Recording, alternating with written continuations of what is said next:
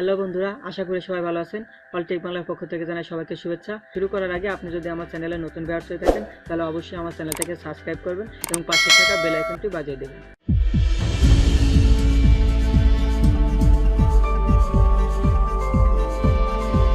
Hello বন্ধুরা, আশা করি সবাই ভালো আছেন। তো নতুন আরো পর্বে আপনাকে স্বাগতম। তো চলুন শুরু করা যাক। প্রথমে আমরা সফটওয়্যারটি ওপেন করি।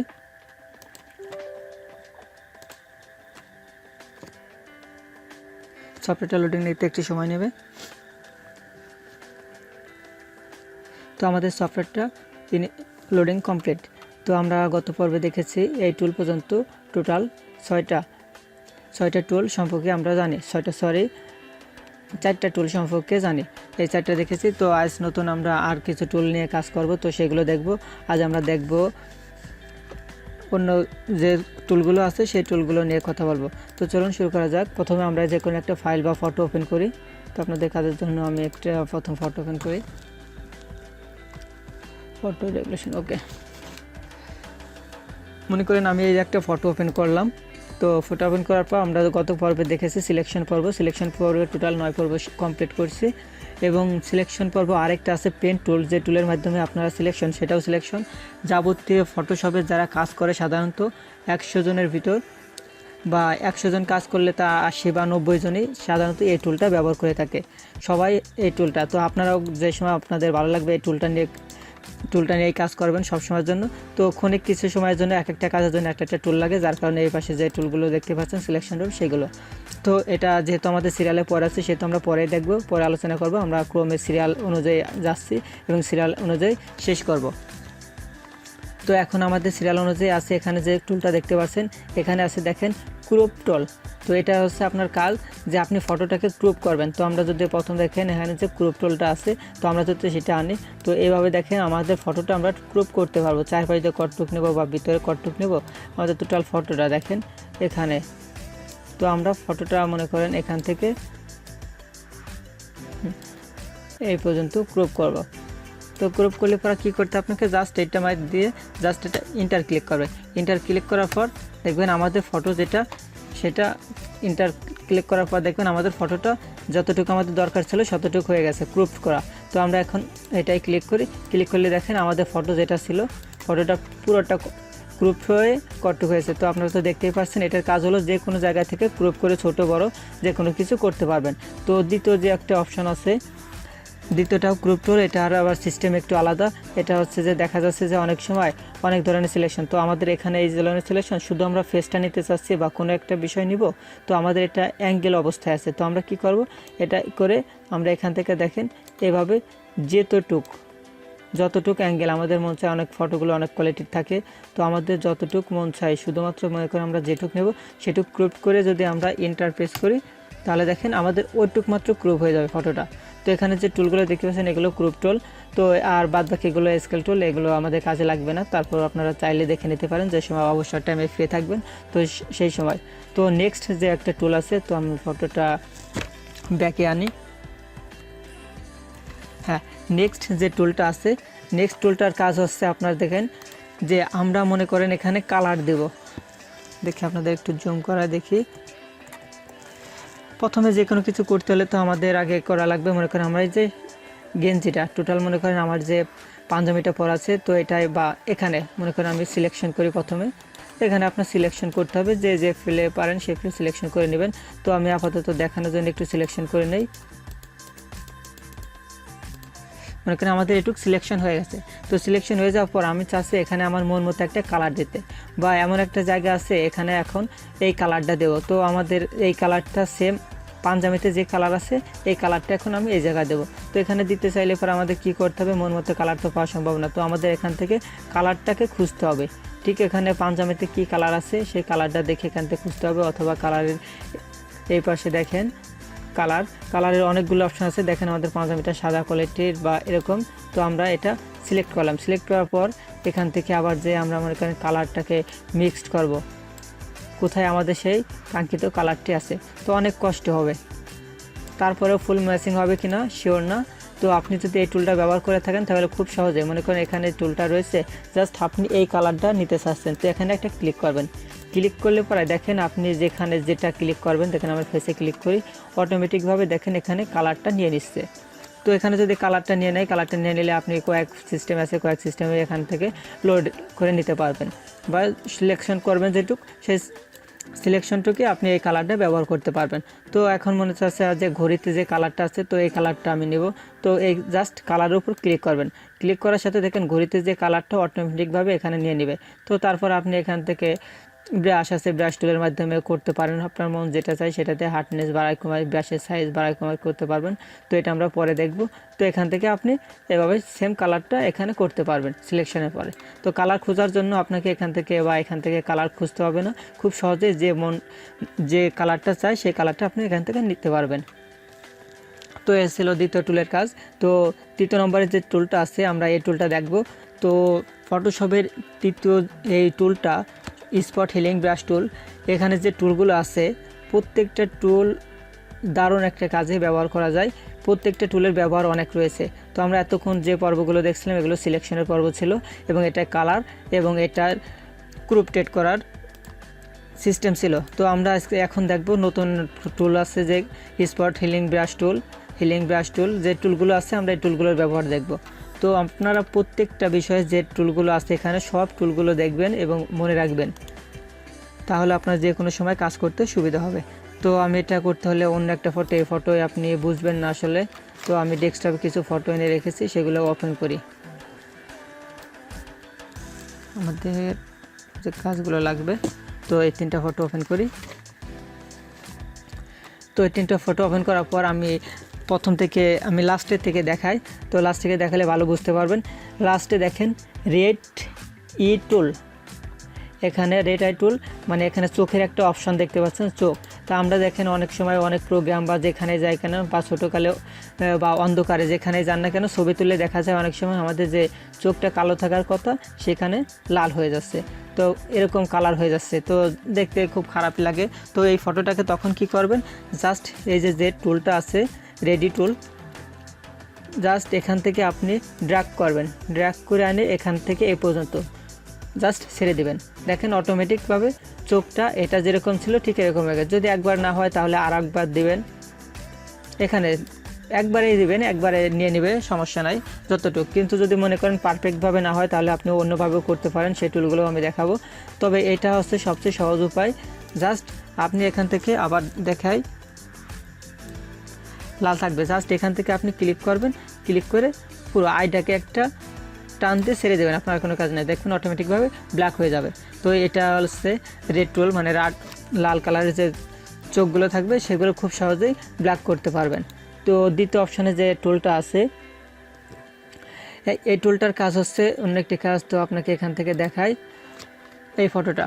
তো এই টুলটার কাজ হচ্ছে আপনি এখান থেকে সিলেকশন করবেন, মনে করেন এখান থেকে এটা সিলেকশন করছেন, সিলেকশন করার পর জাস্ট আপনি এটাকে কি করবেন, যেখানে সরাই নেবেন ঠিক ও সেখান থেকে সরে অন্য কোথাও চলে যাবে।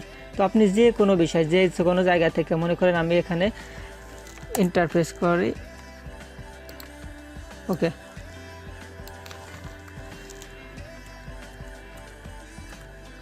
তো আমরা দেখি এখন এই টুলটার কাজ দেখবো। তো এই টুলটার কাজ হচ্ছে দেখেন, আমরা এখান থেকে মনে করেন এই ফটোটা টোটাল আপনি আগে সিলেকশন করতে হবে, একবারেই সিলেকশন করবেন, ছাড়লে পারা হবে না। ছাড়লে পারা যে প্রথম যে টুল দেখছেন লেসে টুল, সেই টুলের মতো জাস্ট আপনাকে ছাড়লে হবে না, একবারেই এক ক্লিকে ধরে রাখতে হবে। এক ক্লিকে ধরে রেখে আপনি যেটুকু মার্ক করতে চান সুন্দরভাবে সেটুক গোল করে বা যেভাবে পারেন পুরোটা মার্ক করে এনে ছেড়ে দেবেন। তো এখন আমার মনে করেন এটা সিলেকশন হয়ে গেল।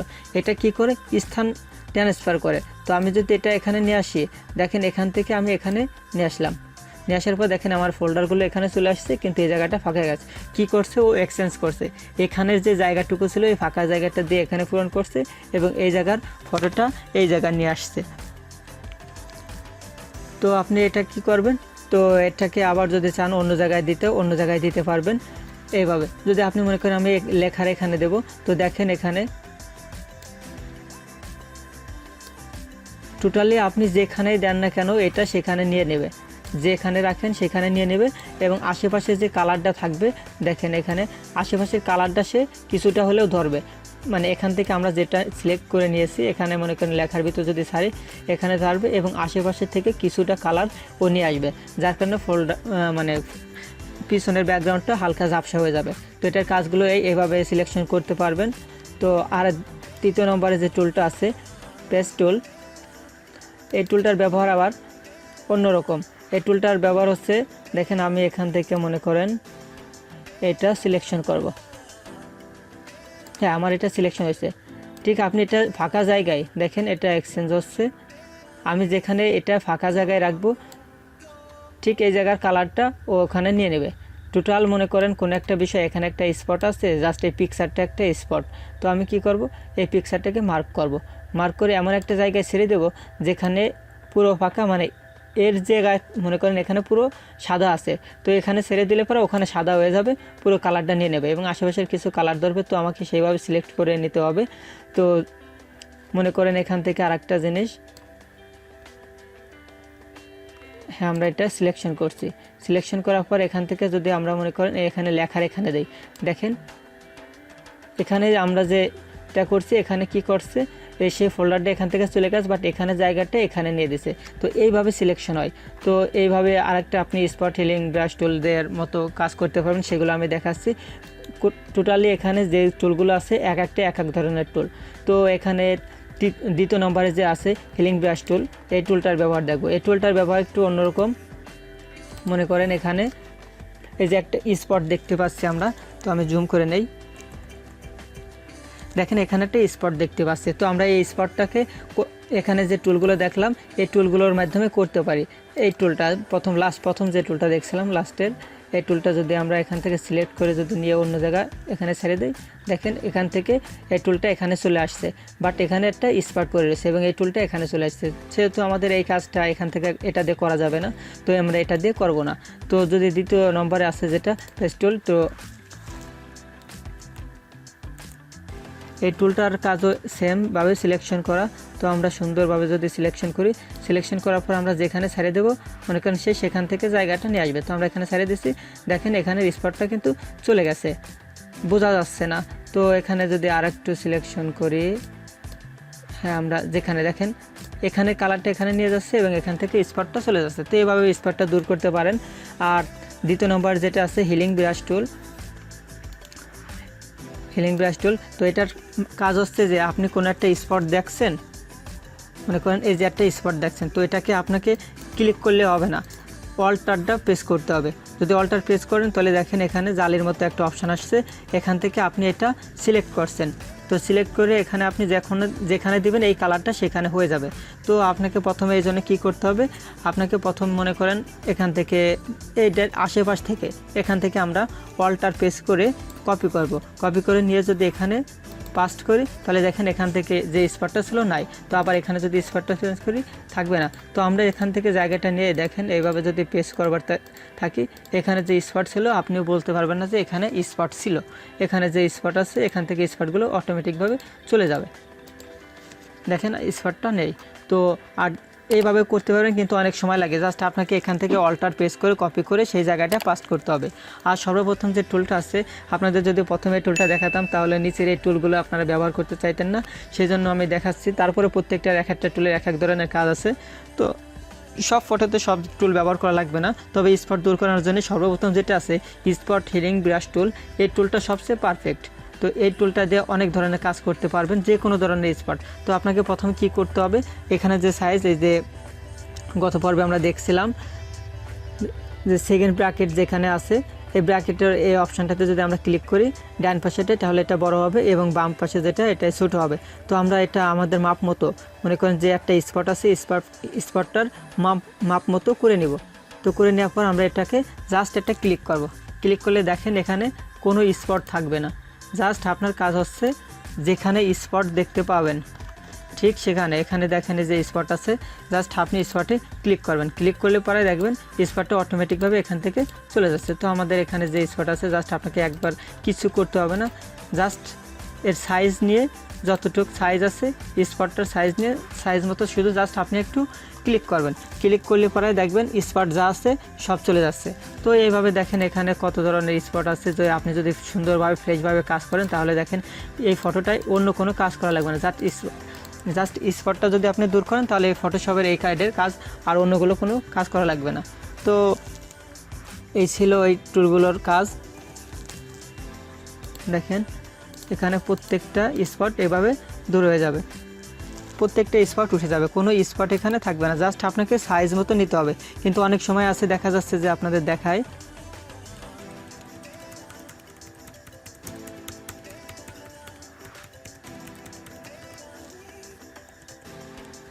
মনে করেন এখানে আবার কাজগুলো ব্যাকে আনলাম। মনে করেন এই যে আমাদের যে একটা টুল আছে, এই টুলটা যদি মনে করেন এখানে একটা স্পট আছে, স্পটটা যদি আপনি যদি সাইজ দেখেন যদি বড় করে নেন, বড় করে নিলে কি অসুবিধায় পড়বেন দেখেন এখানে বড় করে নিছি। তো আমরা এখন এটাকেও বড় করে নিলাম। বড় করে নিয়ে যদি আমি স্পটে ক্লিক করি তাহলে দেখেন এখানে হালকা একটা ছাপ পড়ছে। এখানে ক্লিক করলে দেখেন এই যে ছাপ আশেপাশে বোঝা যাবে। তো ফটোটা জুম করার জন্য বুঝতে পারছেন না যে আশেপাশ থেকে যে দিবেন এখানে আলখাটটা দেখেন পাশ থেকে হালকা একটা ছাপ এখান থেকে এখানে চলে আসছে। তো এইভাবে ছাপটা চলে আসবে, তার যত দূর সম্ভব পারবেন জুম করে কাজ করবেন। এবং স্পটটা দূর করার জন্য এটা আছে বেস্ট টুল। এবং স্পটটাকে সুন্দরভাবে যদি ধরতে পারেন কোনো ধরনের স্পট বা কোনো ধরনের ব্যাকগ্রাউন্ড আলাদা একটা আসবে না। জাস্ট আপনি ছোট করে এটাকে তার স্পটের সাইজ মতো করে নেবেন। তো করে যদি স্পটটা দূর করেন খুব সহজেই দূর করতে পারবেন। তো এই ছিল আজকের আমার ভিডিও টিউটোরিয়াল। যদি এই টিউটোরিয়ালটি ভালো লেগে থাকে অবশ্যই লাইক কমেন্ট শেয়ার করবেন এবং সাবস্ক্রাইব করে সাথে থাকবেন।